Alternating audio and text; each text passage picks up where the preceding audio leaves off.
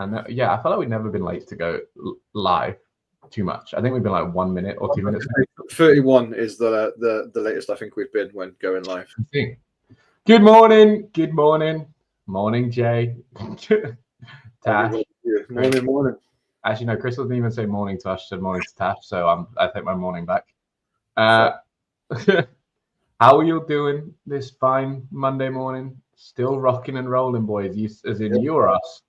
Let's go. We're still alive, or you're still alive? What are you excited about? Because they're very different things. Yeah, but we're still rocking and rolling. Things are moving and grooving, shaking and baking. How are you doing this week, Chris? How have we been the last week? Well, I've been okay. I've had obviously the one incident we've just briefly touched upon, and we'll get into it at some point, no doubt. But yeah, all in all, mate, I can't complain. Life's good. Saturday got rained off for the car boots. That was a bit annoying. It has been a bit miserable. Yeah, yesterday there was a car boot, but it wasn't particularly good. But one thing I've actually done, which I'll bring it up now, but like one thing I've actually done is I've spent a lot of time working on things that aren't making me money again. So I've got a lot of these things where I want to do this and I want to do that. And I say my processes are good, but there's things within inside of my processes that aren't good. So I was basically 6 blocks off completing my all of my racks with the skews. So I did a consolidation, got rid of maybe 15 blocks. Yeah, sorry, I got to interrupt quickly. I already off the bat. What the fuck was going in with the order of your boxes in your consolidation? How are you going across? Because it made no sense to me. So what happened was you've shouted at me and Crystal shouted at me about the size of my shelves, right? But that was based on my previous setup, which was the 85-litre boxes. So they needed to be a bigger height, right? So all of my black shelves along the one side are set up in 4 shelves, but my silver are set up in 5. Yeah. So the one silver right in the corner of the one row doesn't have a 5th shelf at the top. That's where I put my packaging, my boxes and bits and pieces, so that it'll flow with the 4. And then on the left-hand side, I've got 3 or 4 racks that are all black and then 2 silver. But the 2 silvers I've created with 5 shelves, like I was meant to. Okay.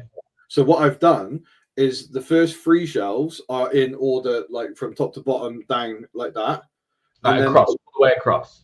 So it goes, so the black shelves across the top, then it goes down and then across there, and then it goes down and across there. When we get to the last two shelves, it then starts at the top again and then goes like that in the same way. But the last, the 2. Because they've got the 5 shelves. Sort it out. I know what I'm doing, so it's fine. Just sort it out. I know what I'm doing. Just absolutely sort out. We got a lot of space back from. So basically, what I did, which was actually quite interesting as well, is I went to the top right where my lowest skew was, which happened to be like 200 and something. And I basically took 200 from to 1,000. Obviously, that isn't 1,000 items. It's however many didn't sell in that mixture, right? But I took all of those out, put them in the van. I've brought them home. I've culled all the stuff I don't want. I've looked at stuff to see whether it's valuable or not valuable still, in my opinion. And then I've looked at the quality of the pictures. And what happened is a lot of the stuff that is in that section is really bad pictures. So I've now put that back into the cycle to be rephotographed and relisted under a new, because the titles are bad and the pictures are bad, but the item, in my opinion, is still valuable. So, and then I've culled a lot of stuff, and then I've cleared out a lot of stuff. So on the topic of failure, quickly, but even though I didn't want to get into it straight away, that is interesting, right? Because obviously those are things you've failed on. Like realistically, in terms of old stock, I generally say is one of the just the most obvious fails you face day to day as a reseller, stuff that doesn't sell. And that's interesting you're taking that approach. So we've been through this before where we think our old stock still has value. Yeah. And after reviewing everything and kind of going over it again, you are fully confident that there's stuff in there that I would be picking up now. Like there is stuff in there that I would be picking up now. Did you notice any trends? Yes, all of the trends they were on my old phone, and I'd removed all of the backgrounds. But because I'd moved all the backgrounds, so basically, I don't know if you've seen it before, but some of the photos on my old ones, they look like they've got a sheet of transparent white paper over them. So when you're taking baking paper. Like they've been exposed so highly that there's so much white in it, you can't actually define what the item is. And that was the overall factor was that the pictures and the titles were awful. But there's like the soft shell North Face Summit Series jackets. Yeah, I have some of those in there. They were listed at $14.99 and nobody had viewed them in 4 months. £14, and nobody had viewed them in months. But the title was awful, the picture was awful.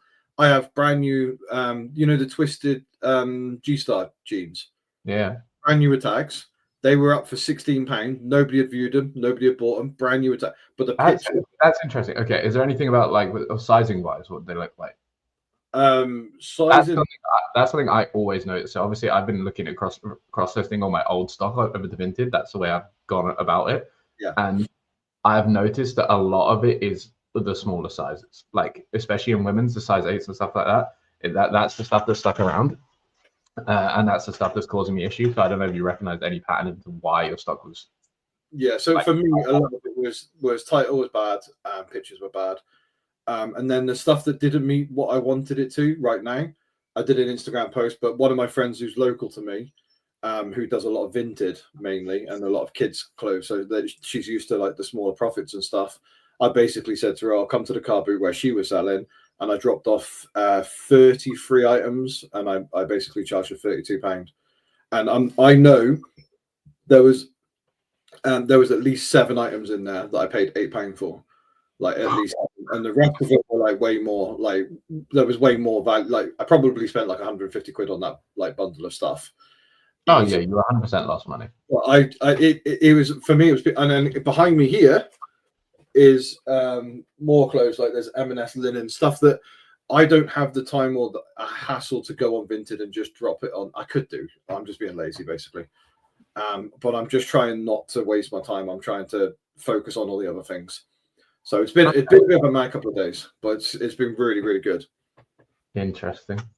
That's good. Like well, sorting that sort of thing out you say it's stuff that isn't going to make you money, but they're not like active money producing activities, but they do leave you space to make money, which is the good thing. Also, again, I feel like I turn up to this podcast every fucking week and I look like I've been out drinking, and my eyes are fucked. Hay fever is kicking my ass today.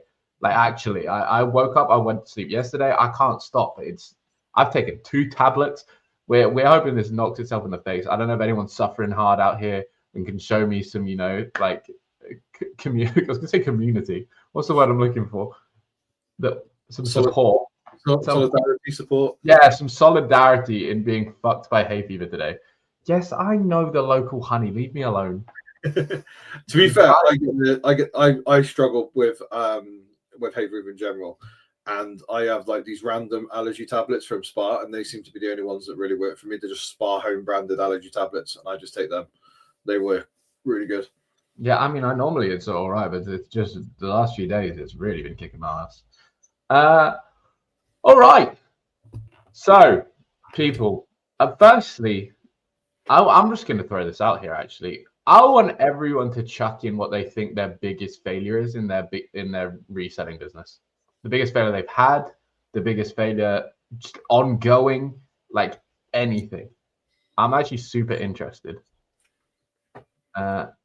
I take 2 types. I'm just doing it's just a hay fever kind of special now. I take cetrazine hydrochloride, but it just doesn't seem to be doing much at the moment. We'll see. Oh, fleek. Yeah, what are our biggest fails, generally speaking? What's the biggest mistake you feel like you've made? It could be ongoing. It could be a one-off. It could be too much death pile. Interesting.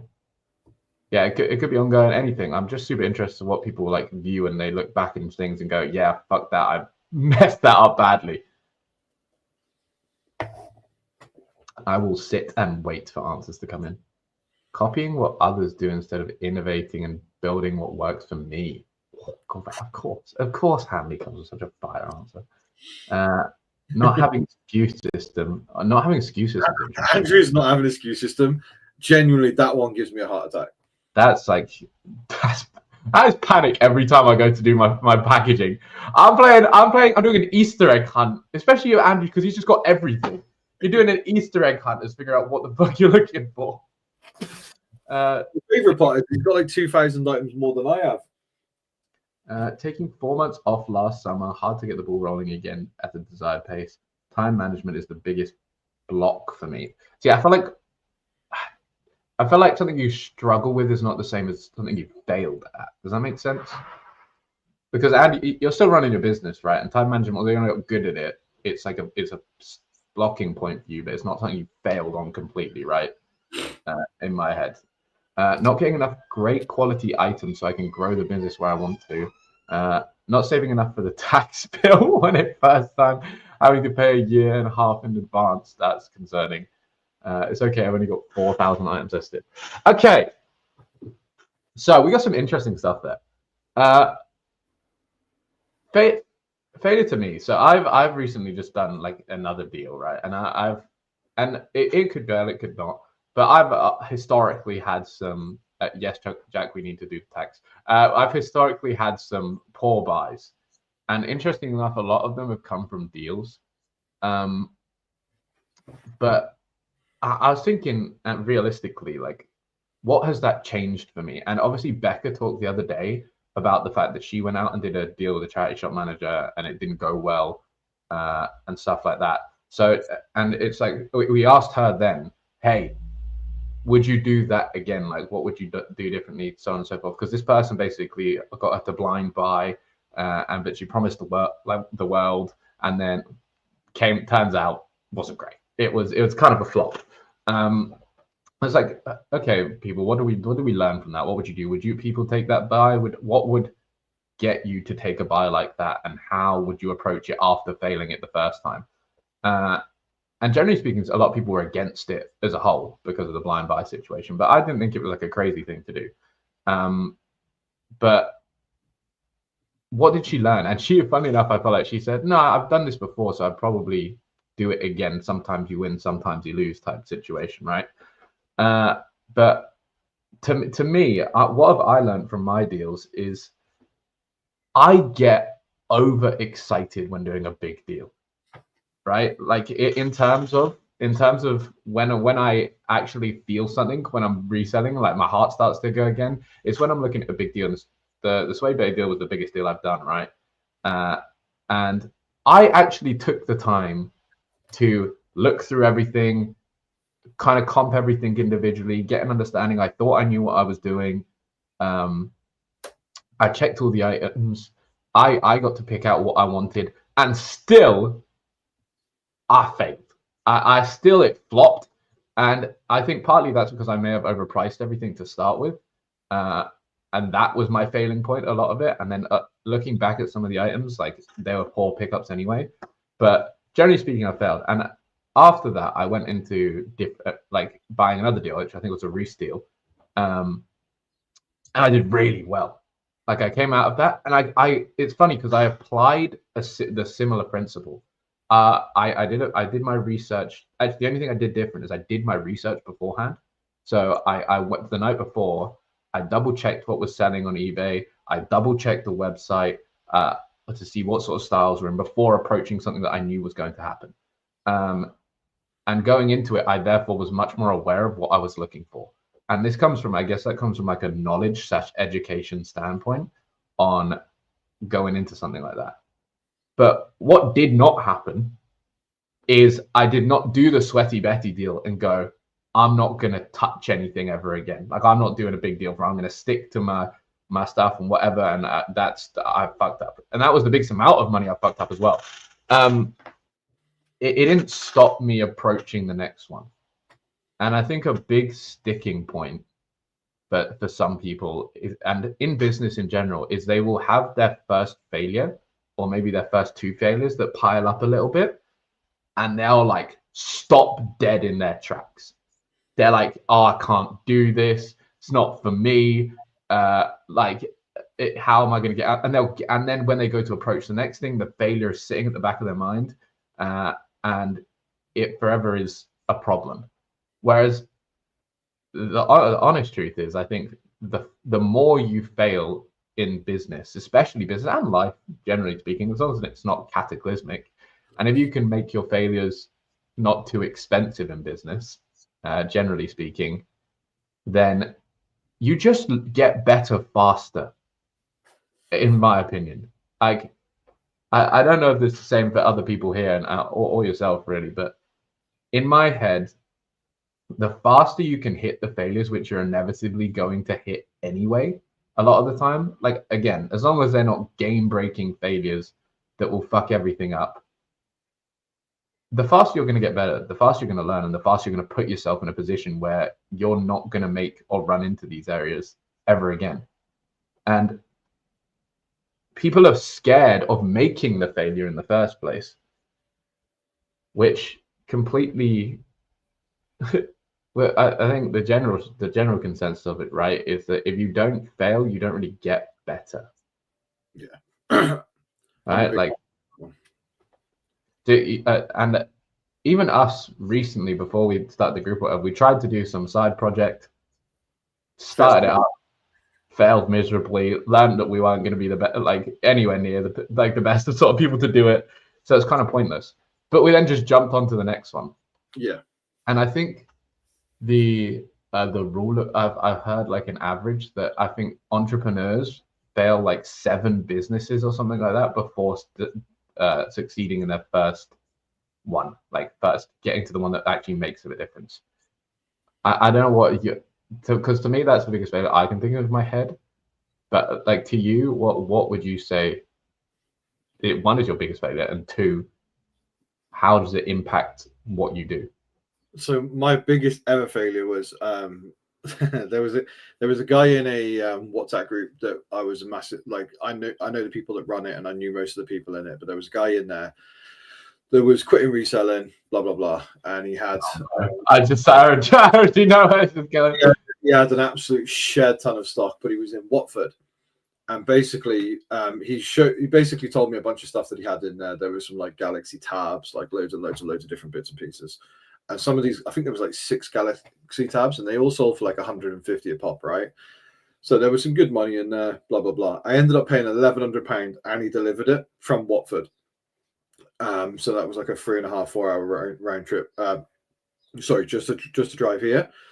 So my first initial fail was understanding the intensity of the deal, because once we'd unloaded his van and put it into the front room, we couldn't see anything like past our hallway. It was all over the settees. Like I've got a big like L-shaped settee. It was all over that. It was all piled up into the front room, and there wasn't a bit of carpet that I could see on my front room floor. So that was like the first initial fail, because like shit. Yeah, not only is it a fail because of what you bought, it's just a fail because it ate your whole house. So then what happened was, as I slowly went through it all and realized I was probably gonna. I spent £1,100 on this deal, and I think I probably got about 990. So like in all, it wasn't the worst fail in the world, but it was obviously not particularly great, because the amount. It's not. Again, it was the space, it was the time. Like the time when you're doing a deal where you're buying like hundreds and hundreds of pieces, it has to be worth the time, and this wasn't. So that was fail number 1. And then what ended up happening was I basically took the last like van load to the car boot and just sold it all for like 50p a piece, and just got rid of everything because it was all just awful stuff.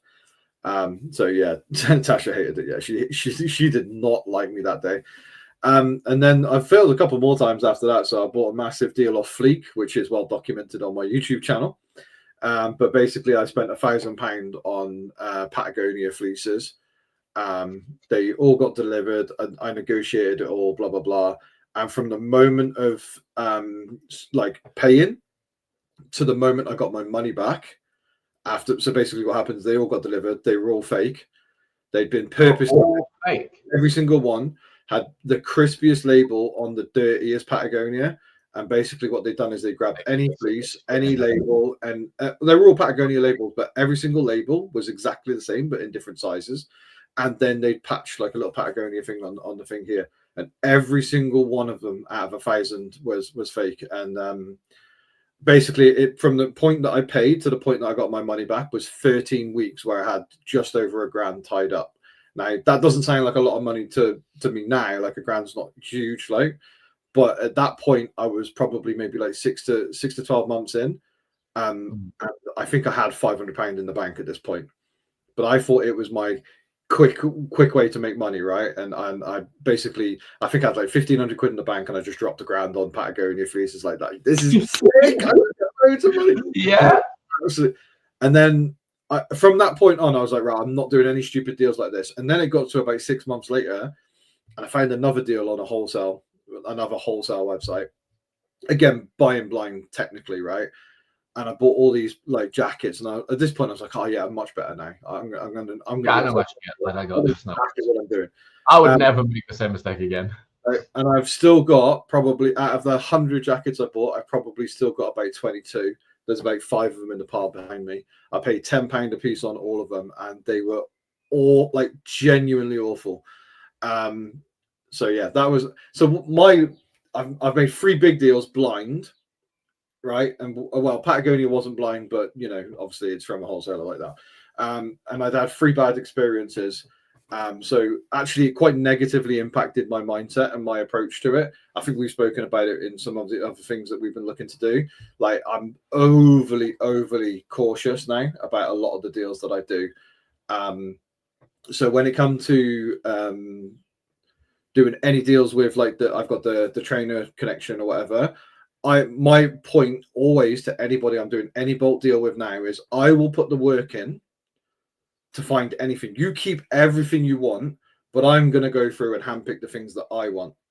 I'm not taking any shit that I don't want. And that obviously ultimately will hamper me as I grow and I want to do things in a bigger way. I'm going to say that's interesting, because that is one that will hold you back. Like absolutely 100%. And I think, again, we discuss this and talk to more people and see more people, and a lot of their models involve taking shit you don't want to get what you do want type thing. And if you're not prepared to do that because you've been scorned in your past, it's like going into your next relationship holding on to trauma from your last relationship, right?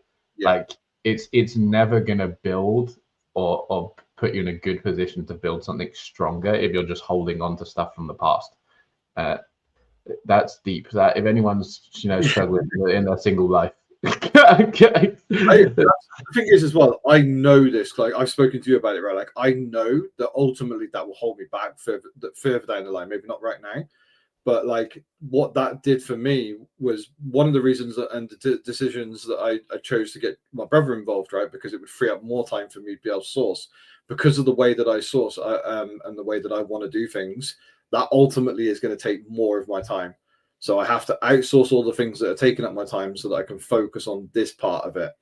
And maybe my growth model in terms of what I want to do, maybe it's not get to 60 items a day. Maybe it's get to 35, but raise my ASP by another like £15 or whatever it is. Like maybe that's the way I have to go, because I'm going to cap myself on how much I can buy. I'm going to have to improve my ability to find better items, essentially. Yeah, so I'm going to go back up quick and go to what people are actually saying, because I kind of want to go through them, right? Which is quite interesting. It's obviously a death pile, right? Like a lot of people's biggest failure is listing. On a simple note for resellers and reseller kind around the world, like some people's biggest failures is simply they buy and they don't list. They fail at listing daily, repeatedly, and it just leads to death piles. Or they overbuy, which is like a different sort of failure, which Handy's also had. Overbuying is a completely different sort of failure. But again, like I feel like all of this, like failure in general, right? If you do hold on to some sort of trauma, or you do hold on to, we're talking about trauma from failure, but yeah, if you hold on to some sort of trauma or some sort of like scar from it, one, obviously let it teach you something. Like if you're gonna fail, learn something from it. But also, I feel like it all comes back to exposure.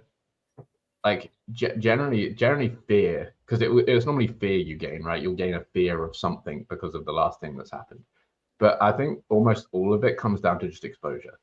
And I treat this way with a lot of things in life, and generally speaking, like we're talking about building relationships the other day, and people like talking about talking to people.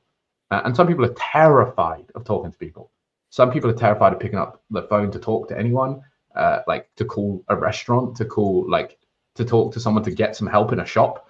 That's quite common. And to me, that is all just exposure. Like you are terrified to do it day one. Like every single time you're terrified. You're like, oh my God, this is so awkward, whatever. You do it, you put you pull your big boy pants up, and you walk up and you say some shit with your chest. Help me.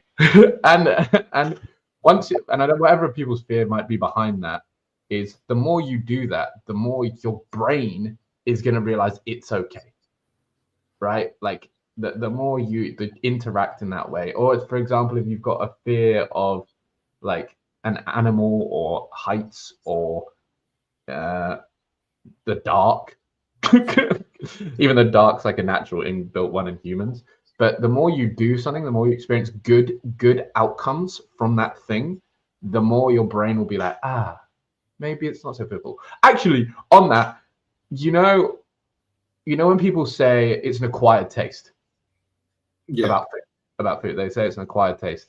Yeah. That is a real thing, because what will happen is if you put something in your mouth that your brain is unfamiliar with taste-wise, it assumes it's poison, and you will automatically be like, get it out, I don't want it, I don't like it. So it will assume it's poison. So, but after you've had it a few times and your brain realizes it's not poison, it can appreciate the flavors that are happening within the food, because your brain will be so off. It's once it gets past the off-putting stage of point. Why'd you look like get a laugh? I'm just interested where this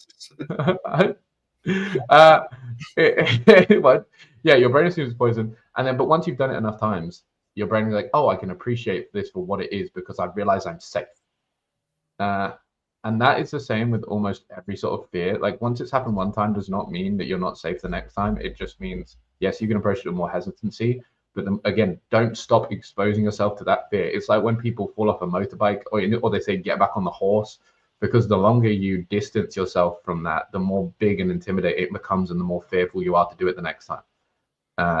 So that's where they're like, just get straight back into it. And for example, no joke, when I got bitten by a dog in a charity shop, well, I'm just going all over the place right now. When I got bitten by a dog in a charity shop, right? I go down and pet every dog. Like I'm happy to pet a dog. I'll go up to any dog, I'll put my hand out, let it smell me, then give it a pet, right? After that, I innately had fear straight away to do that because I got bitten by a little motherfucker.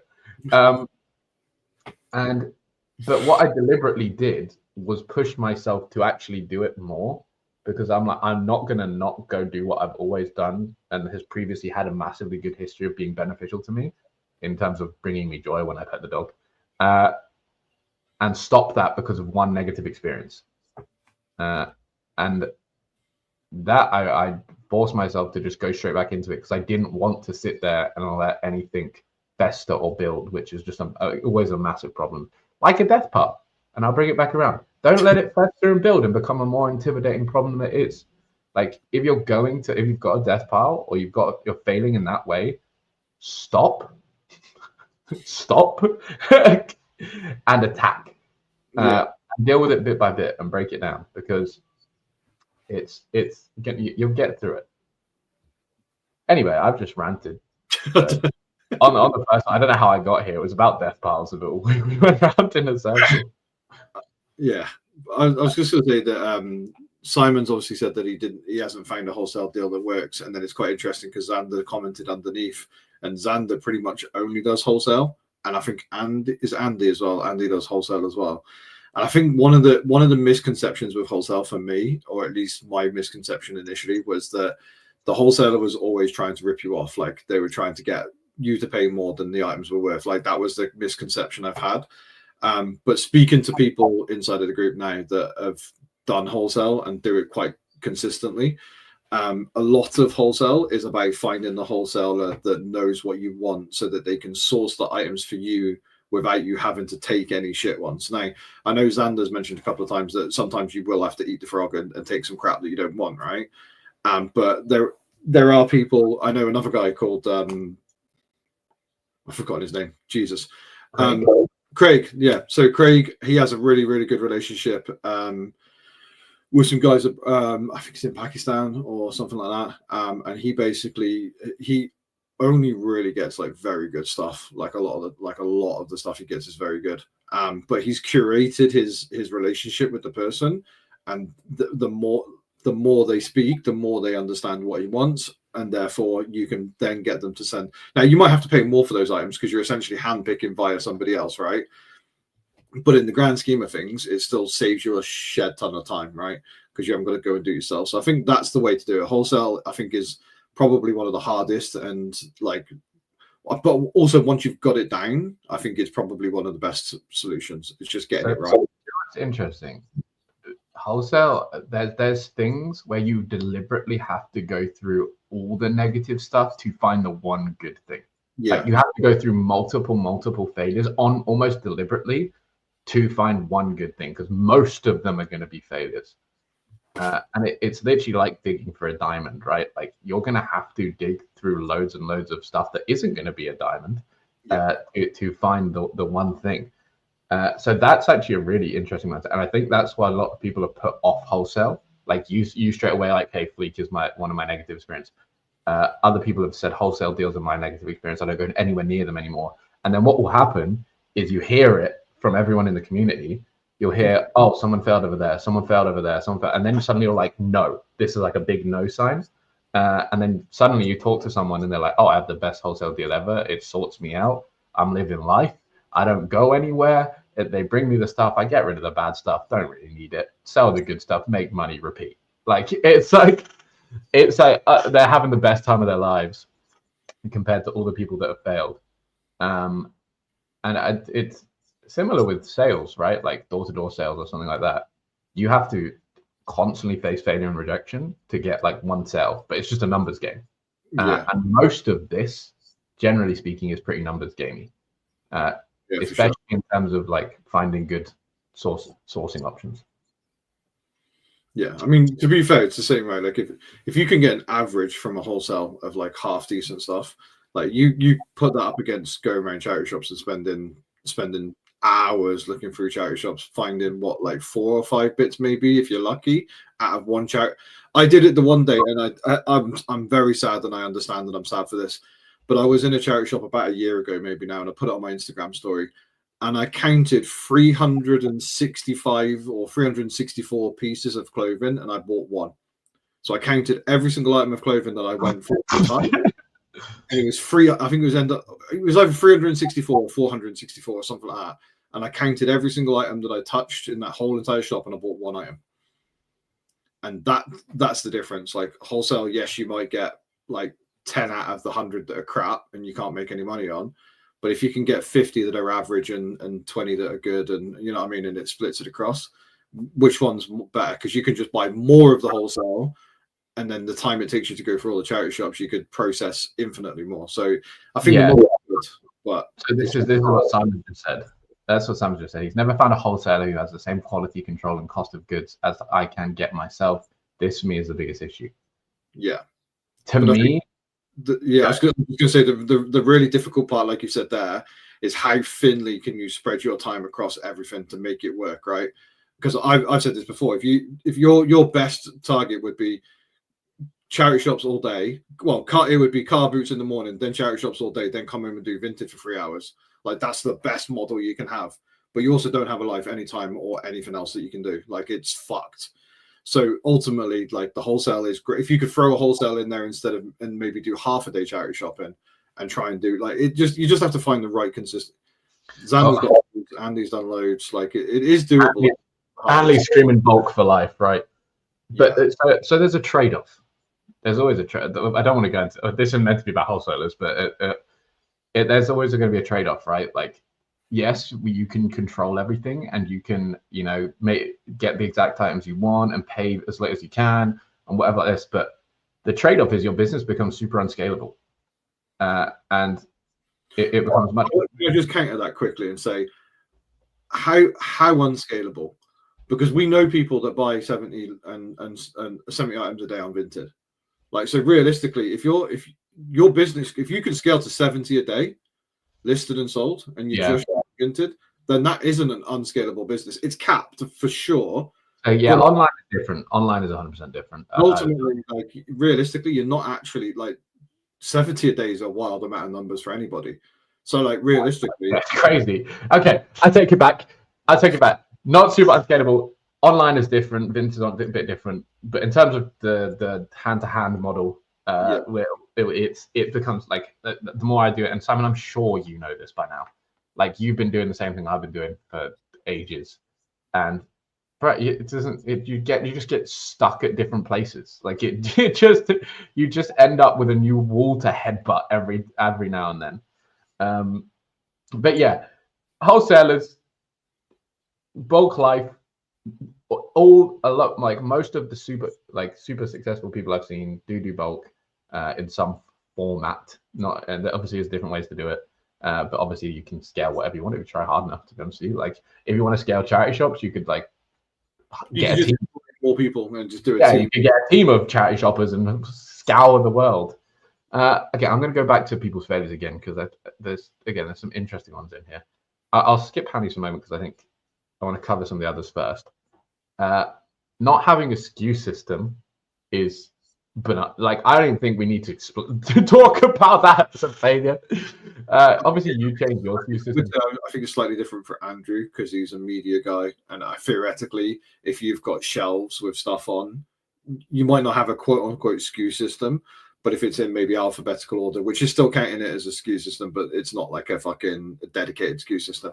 There are ways of doing stuff like that without a proper like generic skew system. But it is mental that you've got 4,000 items and you don't skew anything. Like, oh, I'll know where it is.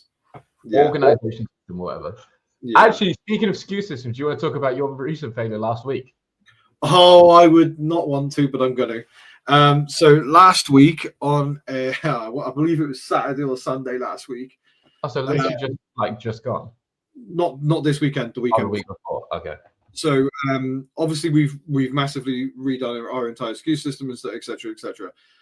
One of the disadvantages of using Yodel Direct rather than Parcels to Go, for instance, is that with Yodel Direct they don't print the SKU system with the item. So what I have to do is I have to go onto Yodel Direct. I go to the list of the names and it tells me what they've bought, and then I find the label. It's usually in order, so you can just go 1111. But I have to then go to my eBay and write the SKU from eBay onto the label, onto the back of it, right? So I know what everything is the right place. So I believe there was an error in that side of it rather than the actual like taking it out of the SKU system. But essentially what happened is we had 15 sales and we basically sent 15 items, maybe to the right buyers, but also there was definitely some that weren't to the right buyers. So essentially we had 3 or 4 messages saying that they'd received the wrong item. But unfortunately for us, we had one of our big ticket items, which was a £100 Burberry Mac, which we sold for £100. They messaged and said, hi, just received a jacket. Unfortunately, it's not a jacket, it's a pair of jeans. And it was a £25 pair of jeans. And then we had a guy message saying, I bought a pair of jeans and I've got he actually got a £40 bra dress. So it was all over the place. No idea what's going on. But unfortunately for us, everything would have been delivered by maybe Wednesday. And nobody has said, I bought a £20 pair of jeans and I got a Burberry Mac, because nobody's going to tell us that. So unfortunately, I don't know where that Burberry Mac's gone. And that person's now going to have to send back the pair of jeans. I'm going to have to refund them for the Burberry Mac. Can you not make you know how they do in like murder mystery things where they get a cork board and they put like red lines with packs all over it, and you start putting the face of your customer, if a customer doesn't have a face, put the item and then put the address and start linking them up and see eventually what happens, where the stuff leads out. And then you can contact them and be like, show me what you've got. Ultimately, there is potential for me to blanket message all 15 of those buyers and say, look, we've had some interesting issues. If you've received your wrong item, please get in contact with us. But in my head, if you buy a pair of jeans that you want and you've got a Burberry Mac and you haven't told me 4 days after delivery, you're not telling me if I put out a blanket message. So unfortunately, I mean, my mentality is always, we made the mistake. We're eating the error, like it's our fault. If we get a shit ton of INADs, item not received, we've got to do £300-400 worth of refunds and all of that. Like ultimately, it's on us and it's our fault. And I'm just going to move on, and we're moving on to the next one. At the time, I wanted to fight my missus to the death to work out who did it and beat each other up. But ultimately, I went back to the fact that this entire business and everything I've done for the last 3 years have been built off £150. So realistically, who cares? It's the error itself, we do care about because that needs to not happen again. But in terms of the monetary loss and the issue like that, I don't care about. I'm not asked. But we need to try and work out what happened so that we can not let that happen again. Yeah, I mean, the only thing I'd say there is that I'd be more worried about like INADs and stuff like that than I would be about like the money, to be honest, because INADs hit and then the percentage changes and then so on and so forth, and then it's harder than because it's surprisingly big impacts, right? That mistakes like that. So we're talking about like mistakes, expensive mistakes. That's not just expensive from a monetary standpoint. You have to do it like not fucking up your parcels can fuck up everything very, very quickly. So getting that sort of stuff right is stuff you can't really afford to make a mistake on in the same sense, because if you fuck up your parcels, and for example, if you have all 15 of those, or say you've got 30 parcels or something like that, and you just bump them down one, and everyone gets one label down where they should be, you've got 30 issues on your hand. Your store's fucked, your percentage goes up, they throttle your traffic, so on and so forth. 2 items is fine, but like 15 is a bit of a pain. Again, and this is why I'm trying to work it out. We've sat down and we've looked at it, but the only thing we can think is that when we were doing the SKUs on the back of the labels, somewhere it got mixed up with a different name on the screen and somebody wrote it down wrong, whatever. Because I don't think any issues were in the actual picking the items. So yeah, again, it's one of those mistakes. I've touched wood. Everybody that's been involved so far. So basically what I did is I sent out a blanket message saying that we've recently changed our SKU system, not lying. I just said the team, i.e. us, made some errors, and basically this happened to a lot of people, and we will try and track down your item. You can return it free of charge. We will then post your item out free of charge, etc., etc. And the guy who got the bra dress instead of the jeans, he was really receptive, really nice, and basically said, I'll put it back as doesn't fit. Sign, bless, right? The same blanket message got sent to the Burberry person, and she messaged me back saying, I cannot put it down as doesn't fit, as this isn't a true reflection of the incident. So she returned it as wrong item sent, which again, I could go fucking hell, your job's worth, but ultimately it's fair. It's our problem, right? So especially in Power Cakes, which is like you paid for an expensive item and you got jeans. I mean, she's going to get back at the end of the day. Like, it's not. I know, but right now, like her current situation, paid money for something I didn't get. But yeah, this is what I was saying, and one of the reasons why I've written a massive A4 list of all of the things that I need to do that aren't in terms of like the daily, like the listings, the pictures, all that sort of stuff. I've got a list of about 15 things that need to be done, and every single one of those is going to improve a small part of each of the systems and all of the processes. So once that list is done, it improves everything tenfold. Question for you: did this come from a book that we might be reading? Actually, this was prior to that. Interesting. That's funny.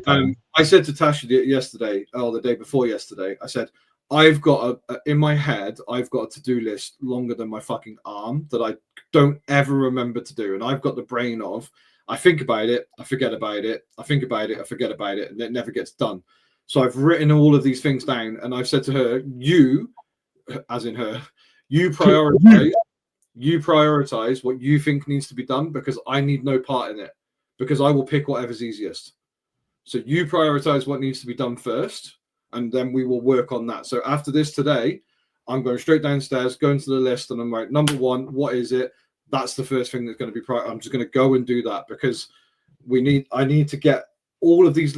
And it's even just like my dining room, for instance, like the reset to zero. I haven't reset to zero in 3 years. Like I've got fucking little plastic, little plastic strips that you peel off your clear bags. There's probably about 15 of those on my dining room floor where I've just kicked them into the corner because I'm just focusing on picturing when I'm in there. I just need to sort my life out. And once I do that, everything becomes easier. I don't have to move stuff in. I have to stand at a certain angle when taking photos because there's stuff in my way. Like, what am I doing? What am I doing? So these are the things that need to be adjusted today. Okay. Going back to the start, I think I'm going to bundle some together. Hanley's, which was copying what others do instead of innovating and building what works for me. Yes. Time management, Yes. holding back.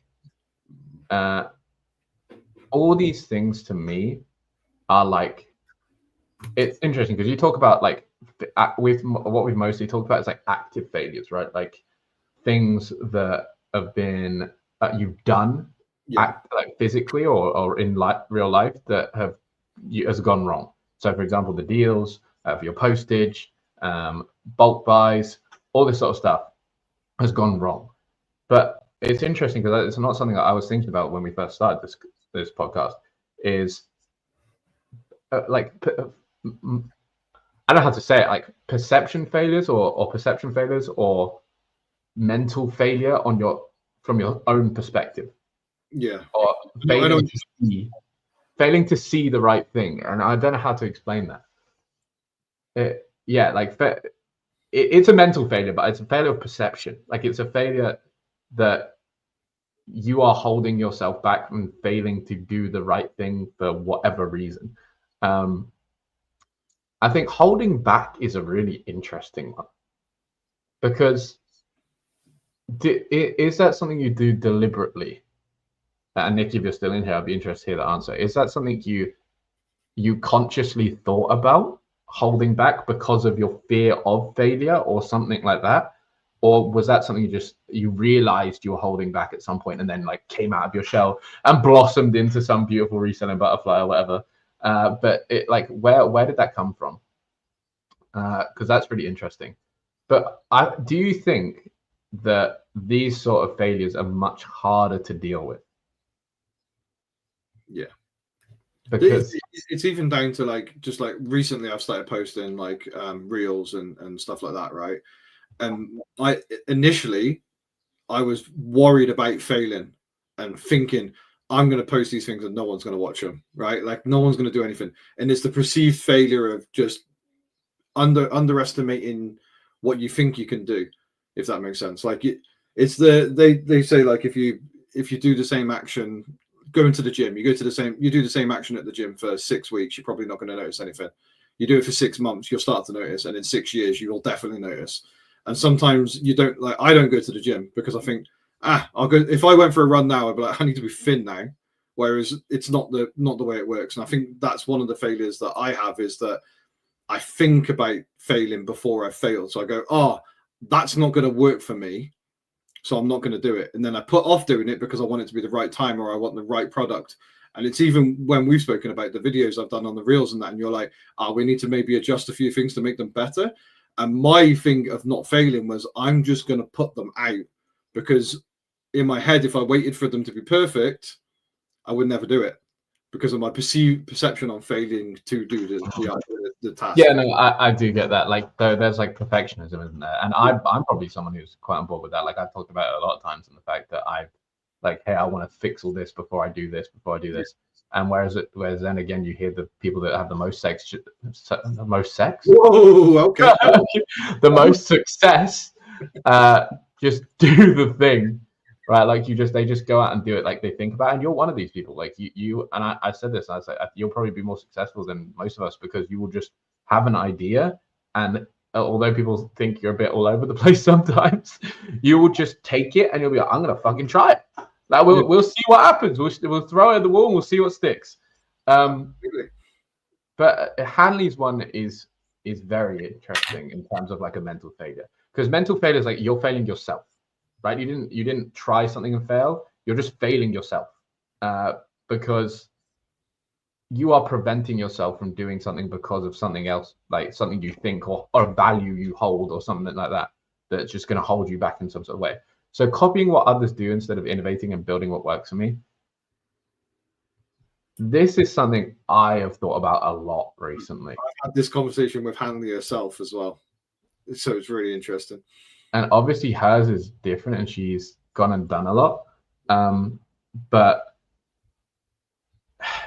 it's something to think about a lot. Like if you look at the space, and we're just talking about like scalability and methods and stuff like that. If you look at what most people do, and most people's businesses, right, they all look generally the same, and they all get to about the same level, and they all kind of stop there. Like there's not that many people you can look at in our space within like the Instagram community or the YouTube world or whatever that you look at. You go, okay, they've built past. They've used this method to get to a massive size. Whereas, but then with everyone here, or generally speaking, most people follow the same method that they see everywhere else and get to the same level, which may not be where they want to be, or might not be the business they want. And the more you do it, in my opinion, the more you realize something like this.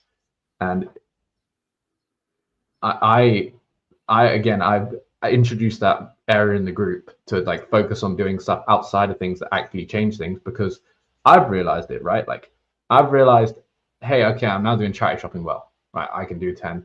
I can do 15. I've got freed up more time because I'm doing charity shopping well. I could actually go to 3 more towns, but then I'm just at a new sticking point where I can't do it any better and it doesn't go any further. So I need to do something different to actually make it better. And if you listen to the people that are doing it different, or going hard in some way, shape, or form, like again, the bigger people are doing it differently to what the most people are doing. If you do the same things everyone else is doing, you're going to get the same results, right? Like, and some people's version of that is you work harder than everyone else. Also, don't know what's happening back here. Some people, you work harder than everyone else. My approach to everything is just try and outwork the next person. So you can do this with everybody else, but just outwork them. Yeah, so that is one way to go about it, right? Like you can break through it like that, but then it's not the way you're going to get to, like, you're not going to jump leaps and bounds by working harder than everyone else. You're going to just get scaled up results a little bit, rather than really making a difference in your business and being able to change stuff. So that isn't about failure, but it's just a really interesting point, and that's her biggest failure. And obviously she changed how she does everything, and now she's got a really, really good business, and she does it differently to basically everyone we know. But no, you don't see many people trying to do that with clothing or other stuff like that. And maybe you could put it down to it being the category or whatever, but realistically it's just because she went out there and tried to do it differently and thought about it differently and acted on it and kind of made it happen. I mean, even if you just looked at her business in general with the car parts, right, and then said, if I said to you, right, Benji, right, you're going to build a business selling car parts, but you have to handpick every item. Like, it would be the most difficult thing in the world to do. I think, like, handpicking every item would be insane. You'd have to go to scrapyards and you would be so limited. Whereas obviously, because there's an inherent value in like 99% of car parts, so it's more feasible. I think the only difference is that I don't think that there's an inherent value with clothing. If anything, it's the opposite. So there's not a lot of clothing that actually holds the value. Whereas I think that's where I think the two, and me and Hanley have spoken about this privately, but like ultimately her business model wouldn't work for me and my business model wouldn't work for hers. But I was fixated on trying to do better and bigger things, but I was fixated on the wrong way about going around trying to do it, if that makes sense. So that's where where it's very interesting.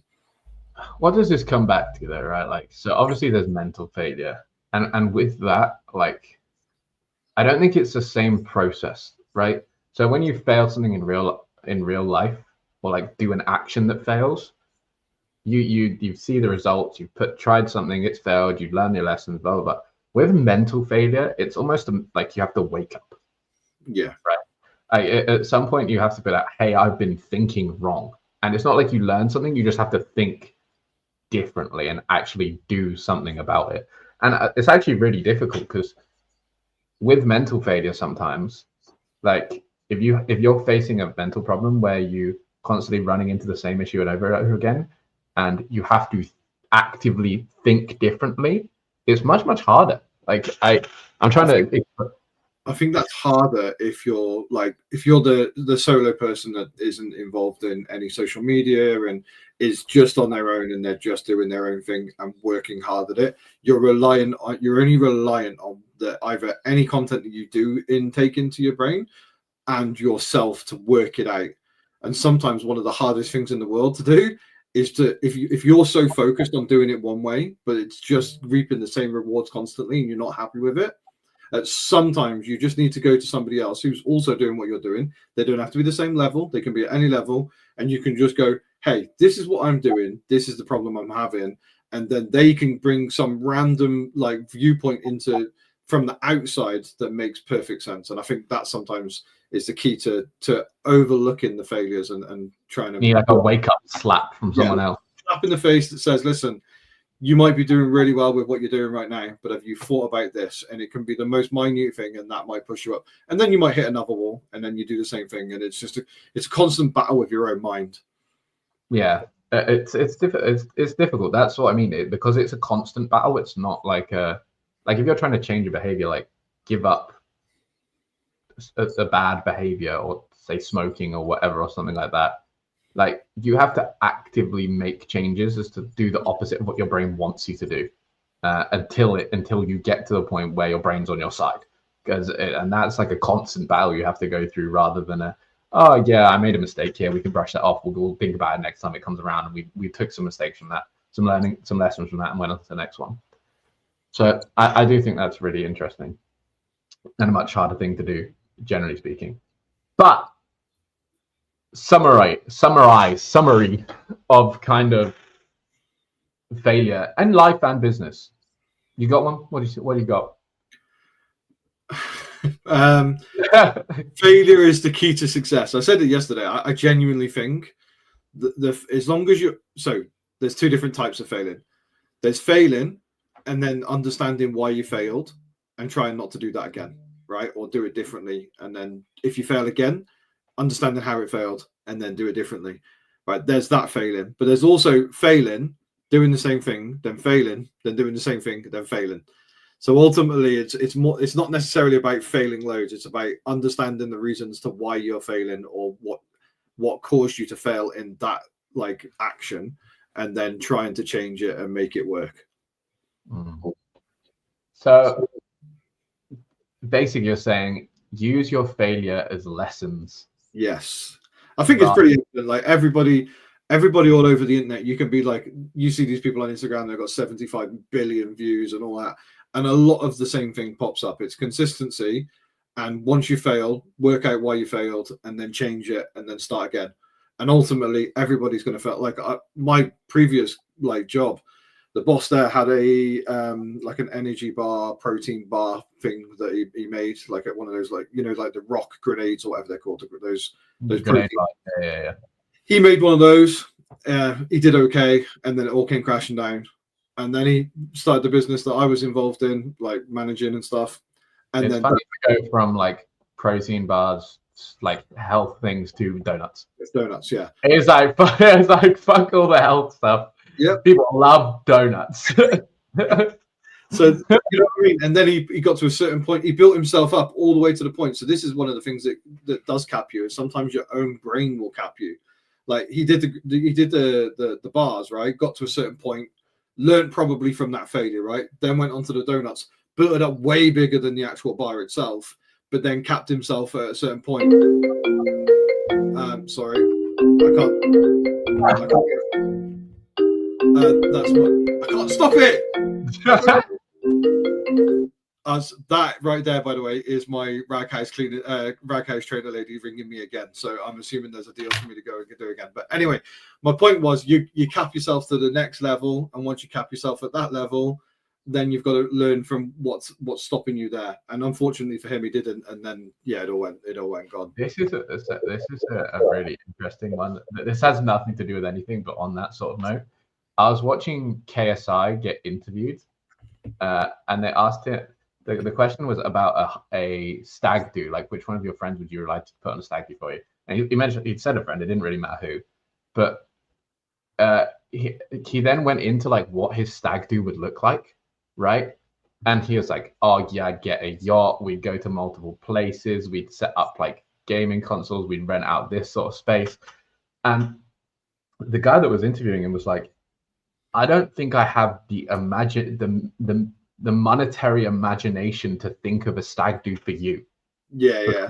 Because my limits in my head of what I think are achievable are not to the same limits you have on yourself, which is really, really interesting. Because forget it's about a stag do, but if you cannot like the people that have more money and stuff like that, obviously they perceive a different world to you sometimes. So you've almost got to perceive that world and what's available and what's like you. I'm going to go back to you. Is you used to fucking think everyone that was rich was a scam and lying and cheating the world and fucking everyone over. And anyone that was doing well in life, fuck, it could never be you. And fuck them, basically, was your approach. Yeah. And then you kind of had a switch up, and then you perceived, oh, this is available. And then you worked your way into being one of those people, right? You worked your way into people that are doing that sort of thing and like kind of living that life as such. And that's because you had to change your limiting beliefs. Yeah. Before you even approach the next level. So you can get stuck at all sorts of levels. But in terms of failure, yeah, I mean, long story short, like it's a necessary part of growth. Yeah. And go out and don't be afraid to fail. Like that's, I'd actually say, is the biggest thing. Do not be afraid to fail. And when you do, you just learn another lesson. And sometimes you don't fail till you quit, right? And quitting is there's only one form of like absolute failure, which is giving up. Was it Hormozy you were saying there on one of his things? He was saying like, he goes, "I'll never quit, but I'll never fail because I'll never quit." So even if he's like 90, like it won't be a failure because he'll never quit, and he'll just keep going until it's so. I mean, he's successful, so it's fine. But for the average Joe, I think that is the biggest thing. It's just fail. You don't fail unless you quit. Yeah, you're gonna fail. You're gonna go through problems. You're gonna go through hard times. You're gonna fuck up some shit. It's inevitable. Like it's same as being human. And the people that last and the people that get to be successful are the ones that shine in the face of adversity. Like the people that will go through failure after failure and it won't knock them and it won't stop them and they just carry on. And a lot of business and success in business is just low-key pushing through things and pushing through barriers, pushing through limiting beliefs, pushing through failures, learning, getting better. And then you're there suddenly. And you're a millionaire. So yeah, with your failures, I hope you live behind. I hope you fail more in the future. To everyone here, that's what I'm going to say. I hope you all fail, learn some good lessons, and then end up where you want to be. I'm going to fail. Well, don't worry. There's going to be more failures in the line for me. Most days, to be honest with you. Pick up Russ. But yeah, thank you very much for coming, everyone. It was a bit all over the place. Oh, I haven't plugged the reseller group in a while. Come join other failures. Come join other people failing on the daily. But no, we haven't plugged it in a while. You put it in the link of all the videos on there. I did, but I think I missed the last two, so I will put it in this one as well. Come check us out. We're thriving. We're loving life over there. Share your failures. How you're going to get better. It's a good time. Grow and learn, you know. That's what we got. Just waiting for Andrew to plug his referral for the reseller group. Fair. All right. Thank you very much, everyone. Have a good week. Enjoy. Peace out, everyone. Outro.